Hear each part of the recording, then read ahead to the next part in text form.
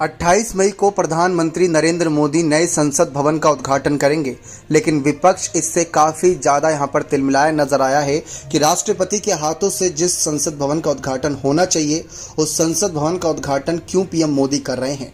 अब इसी को लेकर गुलाम नबी आज़ाद ने कांग्रेस सहित कई और विपक्षी पार्टियों पर निशाना साधते हुए उनकी पोल खोल दी है। दरअसल आप सभी को बता दें कि इस समय कांग्रेस और समान विचारधारा की पार्टियां इस समारोह का विरोध कर रही हैं।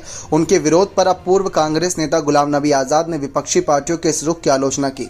गुलाम नबी आज़ाद ने कहा कि मुझे समझ में नहीं आता कि आखिर क्यों विपक्षी पार्टियां चिल्ला रही हैं, जबकि उनको तो खुश होना चाहिए कि देश को नई संसद मिल रही है। नबी ने कहा कि अगर मैं दिल्ली में होता तो नए संसद भवन के उद्घाटन कार्यक्रम में जरूर शामिल होता। विपक्ष को रिकॉर्ड समय में नई संसद बनाने के लिए सरकार की प्रशंसा करनी चाहिए, जबकि वे सरकार की आलोचना कर रहे हैं। मैं विपक्ष द्वारा इसका बहिष्कार करने के सख्त खिलाफ हूं। साथ ही साथ आपको यही बताएं कि गुलाम नबी आज़ाद ने कहा कि जब वे नरसिम्हा राव की सरकार में केंद्रीय संसदीय मंत्री थे तब उन्होंने नई संसद के निर्माण का सपना देखा था। उन्होंने कहा कि मैंने तत्कालीन प्रधानमंत्री नरसिम्हा राव से नई संसद बनाने के बारे में चर्चा की थी, बल्कि एक नक्शा भी बनाया था, लेकिन हम तब बना नहीं पाए थे। उन्होंने कहा कि देश की आज़ादी के बाद देश की आबादी 5 गुना अधिक बढ़ गई, उसी हिसाब से प्रतिनिधियों की संख्या भी बढ़ी। गुलाम नबी आज़ाद ने कहा कि इसलिए नई संसद भवन बननी थी। आज़ाद ने कहा कि मैं नई संसद के उद्घाटन के बेवजह विवाद के खिलाफ हूं।